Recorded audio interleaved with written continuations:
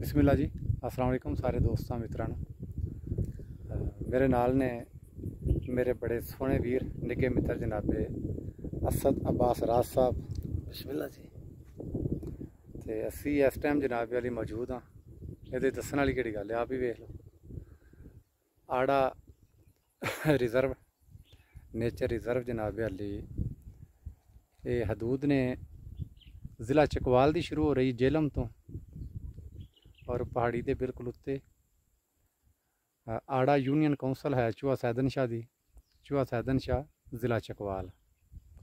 तो अपने सोहने वीर दे नाल खूबसूरत सफ़र की याद समेटने वास्ते और आप दोस्तों के नाल सफ़र यादगार के तौर पर साझा करने वास्ते रिकॉर्ड जिहड़ा ना वो असी इकट्ठा कर रहे हैं। तो मैं दरखास्त करांगा असद भाई कोलों कि वो अज के सफ़र के हवाले नाल अपना कोई जुमला कोई गलबात साडे नाल सांझी करनगे। अस्सलाम वालेकुम जी।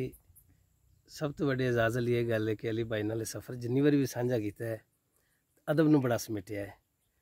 तो बस तमाम तर दोस्तों अगे दुआ है कि खैर नाल सफ़र जिहड़ा एहतमाम होवे दा ते खैर नाल असी सफ़र मुकम्मल करिए। जा रहे हैं असी लैना 5 ग्रां महफिल मुसालमा ते इंशाअल्लाह उत्थे पहुँच के भी रब्ता करांगे। बहुत शुक्रिया, जज़ाकल्लाह, सब सलामत रहो जी। असी जा रहे हैं जनाब वाली लैड़ी 5 ग्राई आड़ा का एक ग्रां है, उत्थे इंशाअल्लाह अज रात को महफिल मुसालमा है।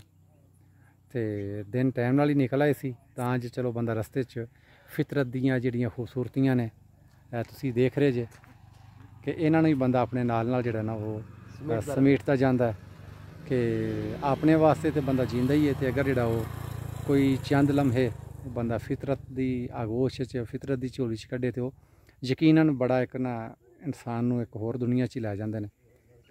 ते बहुत मज़ेदार और ज़बरदस्त बड़ा अच्छा सफ़र लग रहा है। बेशक हो के पिछे दी काफ़ी मुश्किल होंदी सफ़र की थोड़ी, लेकिन इत्थे आके सारे पैसे पूरे हो जाते हैं।